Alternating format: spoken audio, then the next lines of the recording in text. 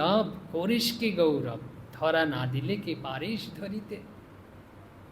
এটা গাচ্ছে, এটা করছে, এটা বলছে, আর চোখে দিয়ে অশ্রু গড়িয়ে পড়ছে। এরকম ভগবানের কৃপার করা, দয়ার কথা চিন্তা করছে।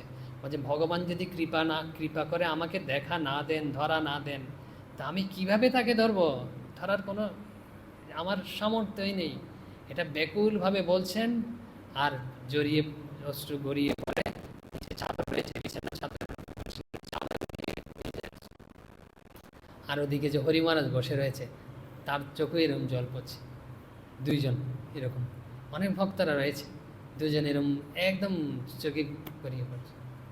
তো হরি মহারাজ পরবর্তীতে বলছে, ওটা আমার কাছে জীবনের মতো শিক্ষা হয়ে গেছে। আমরা কি করি? ভগবানকে বলি, হে ভগবান দয়া করো, হে ভগবান কৃপা করো, হে ভগবান করুণা করো। তা আমরা কিভাবে অনুভব করব তিনি আমাকে দয়া করছেন? দয়া কখন অনুভব হয়? আমাদের অবস্থা যখন ভালো থাকে, যে আমাদের যা চাই ভগবান তাই দিচ্ছেন, আমরা পেয়ে যাচ্ছি, তখন কি করতে হবে? যে প্রার্থনা, ভগবান, যে অনেকেই বলে তোমার এইসব অমুক সমুক, যেগুলো ভগবানের কৃপাতে, ভগবানের কৃপা না, ভগবানের দয়াতে হয়েছে। তিনি দয়া করেছেন, আমাকে দিয়েছেন বলে আমার এরকম। বলছে তুমি খুব সুখে আছো, ভালো আছো, সুখে থাকলে ভালো থাকলে একটু ভজন করতে অসুবিধা, যে মন ভালো আছে, শান্ত আছে, নাইলে উত্তেজনা উৎকণ্ঠা আসে না, মন বসে না। তো বলছে তিনি দয়া করে আমাকে ওই পরিবেশ তৈরি দিয়েছেন বলেই আমি এরকম রয়েছি। তারপরে কৃপা, না, ভক্তরা এরকম করে থাকে। কৃপা কখন?